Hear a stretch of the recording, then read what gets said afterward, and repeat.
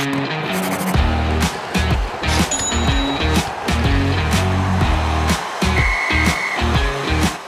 back to Fantasy Hockey Picks and Bets right here on Mayo Media Network. I'm your host, Hahn, back for another busy Thursday slate in the National Hockey League. Before we get into it, let's remember to like the show, subscribe to the channel, share with some friends who might enjoy this as well. Apologies as I am a bit under the weather, but hey, hopefully the picks, the DFS plays are still good to go here. All right, let's get into this 10-game card in the NHL. First up, it's the Anaheim Ducks on the road, plus 105 dogs in Columbus to take on the Jackets, who are minus 125 home favorites. The over-under is set at 6 for this game. The Ducks will be playing their third road game in 4 nights. They actually play 5 games this week, which I call the unicorn schedule. A lot of hockey, 5 games in 7 days. Not easy, all on the road too. But Anaheim is rolling right now. They're 3-0-2 in their last 5 games. The Sonny Milano, Trevor Zegras, Ricard Raquel line has become the new Henrique, Getzlaf, and Terry line from earlier in the season. That was the top line for Anaheim. Getzlaf's out. Henrique is now out. So Milano and Zegras and Raquel are the guys to look at. If you're playing shot props, if you're playing daily fantasy,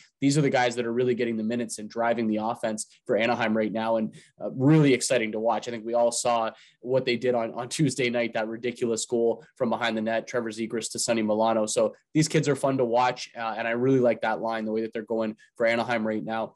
The Jackets broke the hearts of a lot of Leafs puck line backers on Tuesday. Fortunately for myself, I wasn't one of them, but I'm sure a few of you listening or watching out there had a Leafs puck line ticket. That one had to hurt with 0.3 seconds left on the clock. The Jackets find a way to cut that one to 5-4. They were okay late in that game. They've been scoring quite a bit recently, but they have lost 5 of their last 6 games. So they're going in the wrong direction right now. If I'm making a bet here, it's got to be on the Anaheim Ducks. I don't like to play teams that are playing their third road game in 4 nights. I just think that's a tough spot, but I don't know. These kids are just rolling right now. I don't think they really care or are really thinking about anything like that. They're just playing hockey. They're just having fun. So I think you'd have to ride the hot hand here and go with the Anaheim Ducks. And the Jackets have just looked a little leaky for my liking lately. So it would be Ducks or pass for me on this game. Next up, we've got an original 6 matchup here. The Chicago Blackhawks, minus 115 road favorites in Montreal to take on Le Canadiens, who are minus 105 favorites or minus 105 underdogs on home ice at the Bell Center.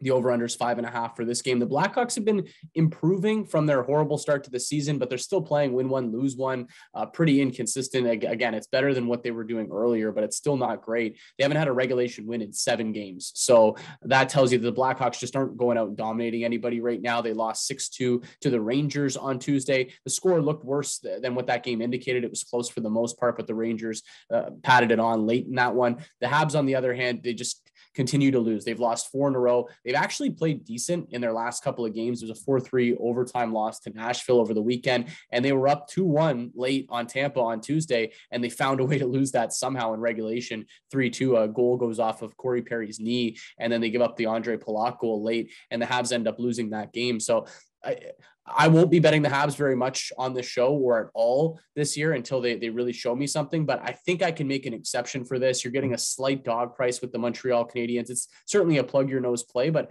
I kind of like how they've played the last couple games. I can see some slight improvements there. So you've got to play this game. I just can't back Chicago as a favorite on the road. So give me Montreal at the Bell Center as a slight dog. I think that's the way that I would end up playing this one, but an easy game to pass on as well if you want to go with that route. Next up, we've got a couple of great teams here, much different than the last game we talked about. The Tampa Bay Lightning plus 115 dogs on the road in Toronto to take on the Maple Leafs, who are minus 135 favorites on home ice. The over-under is set at 6 for this game. Tampa has won 4 in a row. They're actually 7-1-1 over their last 9 games. So they're just rolling, playing great without Kucherov and Point in the lineup. A lot of their offense right now is going through Victor Hedman. He's just driving so much play for them. So he's been a staple for me on my cards in terms of shot props. So if there's a 2.5 out there, I'd even lay a little juice with Victor Hedman right now because he's just going to be generating so much. The Leafs do a pretty good job of defending, so I wouldn't get too crazy with it, but Hedman is certainly a guy to look out for on Tampa right now. The Leafs hung on, like we mentioned earlier, that 5-4 win over Columbus on Tuesday. They were actually up 5-1 in that game. So they were just rolling, but they let Columbus back in it a little bit. Score looks a lot closer than it actually was. bouncing back from a couple of losses over the weekend, Minnesota and Winnipeg, which was a tough double for them. If I'm betting this game, it's got to be the under. I did a show previously on this network about a month ago or so, and I went with the under. It was, I believe it was a Thursday night matchup as well between these two teams. I just think with Vasilevsky between the pipes, Jack Campbell has played great this year for the Toronto Maple Leafs, and they certainly know to lock it down. Tampa's without a lot of their prime offensive players. I could see it under here. So under 6, if you want to play the under 5.5 and get some plus money, I'd certainly understand that one as well.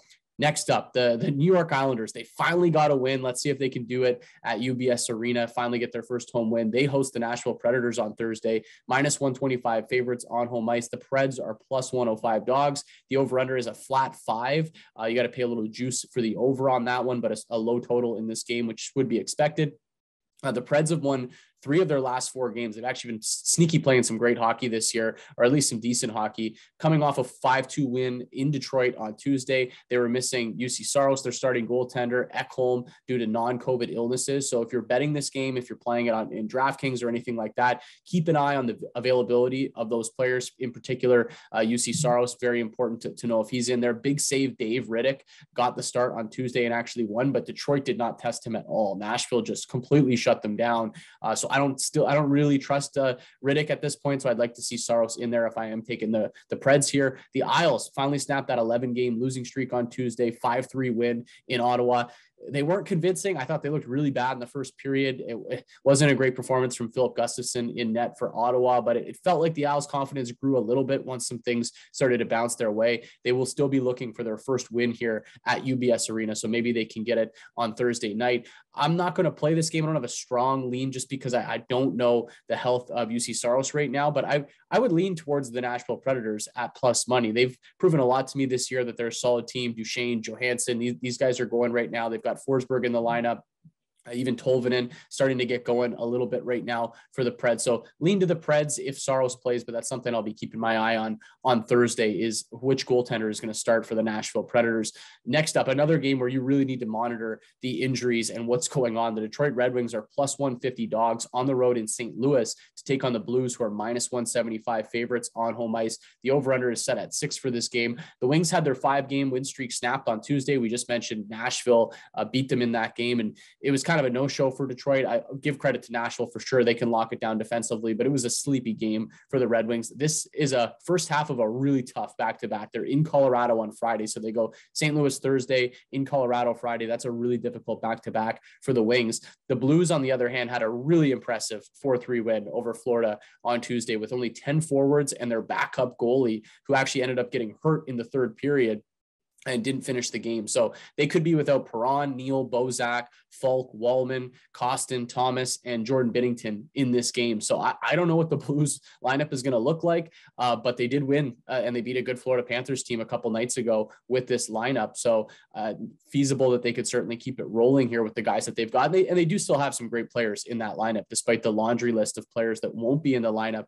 I got to go with the Wings here, just at that big price. I think they can bounce back from that loss. And yes, the Blues did get that nice win a couple nights ago against Florida, but with so many guys out of the lineup, and I have no idea who's going to start for them. Ville Husso, who did get the start a couple nights ago, won't play. He is out and being monitored. So they're going to have to really test the depth chart here and to see who's going to start for St. Louis. I would roll with the Wings at a plus money price.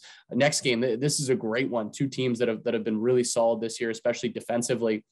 The Carolina Hurricanes are minus 105, slight dogs on the road in Calgary to take on the Flames, who are minus 115, home favorites. The over-under is set at 5.5 for this game. The Canes have won 2 in a row after a little mini slump. I thought they still played well, even when they were losing some of those games. They took it to the Jets on Tuesday, a 4-2 win in Winnipeg. They get Edmonton and Vancouver this weekend as well. So they're doing a little Western Canadian road trip here, are the Carolina Hurricanes. The Flames, on the other hand, have actually lost a couple games in a row. They split their 4-game trip. It was a Cali/Vegas road trip, and they ended it off with a 5-3 loss in San Jose on Tuesday. They were actually up 3-1 in that game. They've kind of been mediocre at home this year too, which is surprising. Their record is so solid, right up there at the top of their division, but they're 4-2-3 on home ice this year. So not great in Calgary. I'm going to roll with the Canes. It's very rare that you can get them at any sort of dog price. As good as Calgary's played this year, I just think Carolina is the better team. Calgary's got to come back from San Jose. I think this is a pretty decent spot for the Canes to get them at a nice price. Next up, we've got the Boston Bruins plus 105 dogs on the road in Edmonton to take on Connor McDavid and the boys, minus 125 favorites. The over-under is 6 for this game. The Bruins have been really inconsistent, still struggling to get that secondary scoring. They will get Brad Marchand back from his suspension for this game, which is just huge. Taylor Hall can go back down to the second line, probably more so where he belongs, although he was okay up on the top line. Their last game was a 3-2 overtime loss to Tampa Bay on Saturday. So the Bruins should be really well rested for this game. A lot of days off in between. The Oilers, on the other hand, have actually lost 3 games in a row, leaking a little bit, and they've only scored 2 goals in their last 2 games. So the offense has dried up. Another team I think that could have some depth scoring issues. I mean, McDavid and Draisaitl are so good that sometimes it doesn't really matter because those guys will score 3 or 4 goals a game, but the Oilers don't have a lot after those guys. The Wild did beat them 4-1 in Edmonton on Tuesday, but Minnesota is beating everybody right now. I don't have a strong bet on this game. I just don't trust Boston and their depth. And I do think that this is a spot where Edmonton can get rolling. The Oilers actually beat them earlier this year as well in Boston. So I'd lean towards the Oilers. It's not a bad price to play on home ice. So if you like Edmonton, if you think they're going to bounce back, I do think that this is a spot where they can do so. And minus 125 isn't that bad of a price for them. Next up, we've got the Winnipeg Jets, minus 120 favorites on the road in Seattle to take on the Kraken, who are even money underdogs on home ice. The over-under is set at 6 for this game. The Jets had a bit of a letdown after winning what seemed like their Stanley Cup on Sunday against the Leafs. The way that they were celebrating, that one meant a lot to them. It must have been a big rivalry that brewed last year in the North Division, but that game seemed to mean a lot to the Winnipeg Jets.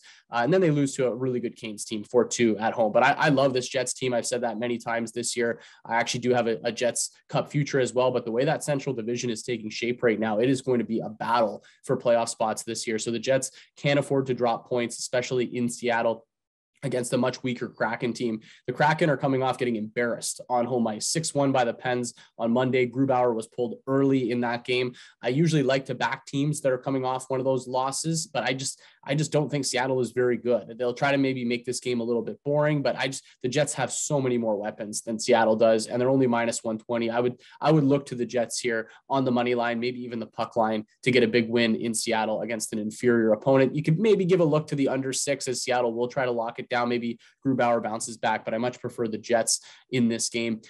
Next up, the red hot Minnesota Wild, minus 150 favorites on the road in San Jose to take on the Sharks, who are plus 130 home dogs. The over-under is set at 6 for this game. Like I said, Wild are rolling to the tune of 7 straight wins. Beat the Oilers 4-1 on Edmonton or in Edmonton on Tuesday. They looked really convincing. Their offense is just explosive right now. They have 4 lines that can all beat you. It's really impressive what the Wild are doing. Speaking of impressive, though, the Sharks had a really impressive 5-3 win over the Flames on Tuesday, down 3-1 in the second period against the team that can really lock it down. They find a way to come back and win that game. So good on San Jose. My guy, Tomas Hertl, with a hat trick. Love that guy. It was great to see him celebrate, and then the Hats go on the ice late on Tuesday. I'd still have to lean towards the Wild here. If they're just rolling, I don't want to get in front of this train right now. San Jose has been a good story this year. I like a lot of the players on that team, but it would be a wild puck line or pass for me on this one. The last game on the card, the Dallas Stars, minus 135 favorites on the road in LA to take on the Kings, who are plus 115 dogs on home ice. Over-under is set at 5 for this one. The Stars have won 7 games in a row going into Wednesday in Vegas, but looking a little deeper, 6 of those 7 were at home, and the only road game was in Arizona. 4-5-1 on the road for Dallas this year. So they've been much better at home. This is going to be a bigger test for them than the last couple of weeks have been. The Kings, on the other hand, coming off a 4-0 shutout loss in Vancouver on Monday, the Bruce Boudreau debut. They were playing the second half of a back-to-back after beating Edmonton on Sunday, so I can give the Kings a bit of a pass for that one. It wasn't a great spot. I like this dog price with the Kings. I just think second half of a back-to-back, which is what this will be for Dallas. They'll have to go from Vegas to LA. Not terrible travel, but it's still a back-to-back. And I just don't think Dallas has been the same team on the road that they've been at home this year. And this is a good spot to grab the Kings at plus money, which I will be doing. To recap the bets, I like the Ducks, the Habs, the Tampa, Toronto under, the Wings, looking at some injuries for St. Louis, the Canes, the Jets, and the Kings. As for DraftKings strategy, I think it's a really interesting night on Thursday. And I do believe the balance build could work really well. Looking at the prices of some of the top players in the Tampa-Toronto game, specifically in Austin Matthews or Boston-Edmonton, like a Marchand or Pasternak or McDavid or Draisaitl, I think those games could be kind of tight, possibly even low scoring. So if you feel like fading them, it could be a good night to go for a balance build. Love that Ducks top line right now. And Columbus will certainly give up a lot of chances. So Milano at 4,000, I think is probably your best bet there. That's a great price for Milano. Trevor Zegras at 6,100, Raquel at 5,800, I think are really solid as well. The Blues, I think, are an interesting team. We mentioned how many guys are out of the lineup there, but they do have some healthy forwards, and they're playing the Red Wings, who will give up a lot of chances. So Tank, Vladimir Tarasenko at 5,400, I think is a nice price. Ryan O'Reilly is only 4,600. I think that's super cheap. Jordan Kyrou at 4,200, even Pavel Buchnevich, who scored the overtime winner the other night, at 4,100, I think are all nice options for the Blues on Thursday. The Jets are another team that you could really look at to try to get into that top six. Nick Ehlers is really heating up. He's at 6,000 flat. Pierre-Luc Dubois has been really solid this year at 6,200. My guy, Andrew Kopp at 4,300. He's starting to get a little cheaper. If you want to pay up, Kyle Connor's there at 7,700, but there's some cheaper options there on the Jets. And I still love that Minnesota Wild top six. The Sharks will certainly give up some chances as well. For some reason, Marcus Foligno is only 3,200. If you want a piece of that Wild top six, that's a good way to get in there playing on that second line. He's been really solid. Zuccarello is 4,800 and Joel Eriksson Ek is only $5,600. So plenty of options. I think plenty of value to go with a balanced build on DraftKings on Thursday night. That's it for me today. Thanks for watching and listening. Remember to subscribe and like on your way out. Good luck with your bets and your lineups, and I'll catch you all next week.